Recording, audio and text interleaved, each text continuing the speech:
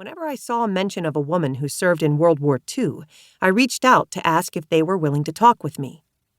Like Merle, many of the women I interviewed were surprised by my interest, noting that until recently, few people outside the veterans community cared much about their service.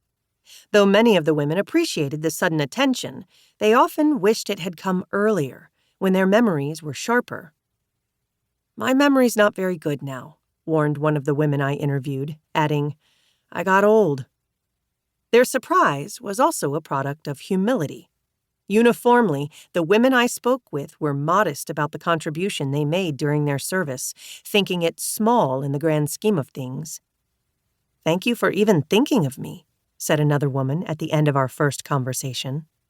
In part, this humility is the product of generational attitudes about contributing to the war effort. Many men who served in World War II were also uneasy about celebrations of their service, believing firmly that they simply did their part, and that doing the right thing should not be deemed exceptional. Too often, however, the reservations of the women I interviewed were tinged with a troubling undercurrent, an unspoken sense that the work they did was too small, too peripheral, too feminine to count in a meaningful way. How heartbreaking to learn that these incredible women feel this way.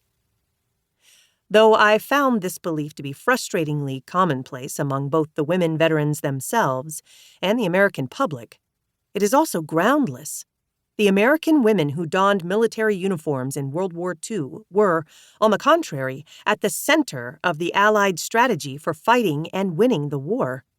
These women were the critical link between the home front and the front lines that allowed the United States to defeat, near simultaneously and on opposite sides of the world, the German, Japanese, and Italian militaries. There is an indisputable line connecting the American victory in World War II to the contributions of women who served in the United States military, and it is time we acknowledged it. This book is an attempt to correct the record. It begins with a simple set of facts. More than 350,000 American women served in uniform during World War II. They served in every service, in every combat theater, and in nearly 2/3 of the available military occupations at the time. Abroad, these women were sometimes mere miles away from the front lines, and they were directly involved in some of the most important moments of the war, caring for the wounded on the beaches of North Africa, following the front after the D-Day landings, and crash landing in the Pacific. Many were injured or died for their country, and many received the nation's highest honors.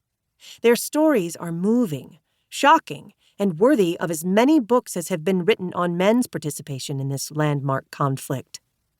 However, this book is more than just a recollection of noteworthy stories about the women who fought in World War II. It is also an invitation to look at this old war in a different way, to ask, what larger truths are revealed when we change our perspective? That is where things get interesting.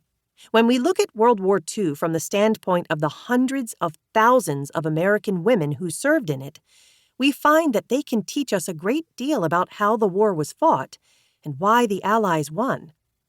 This new perspective reveals that the requirements of total war in the modern era stretch the capacity of even the largest and best prepared combatants.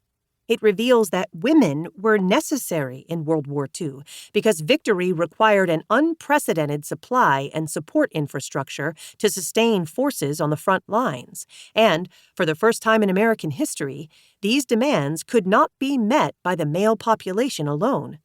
It reveals that although the United States won this war with men serving on the front lines, it also won the war with the contributions of women in uniform, serving in unprecedentedly diverse roles, filling the gaps that those men left behind. These gaps were everywhere.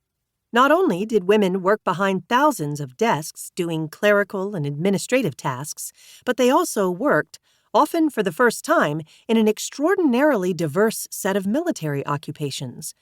They served as pilots, aircraft trainers, photo interpreters, gunnery instructors, radiomen, metalsmiths, machinists' mates, chemists, codebreakers, classification experts, lab technicians, translators, parachute riggers.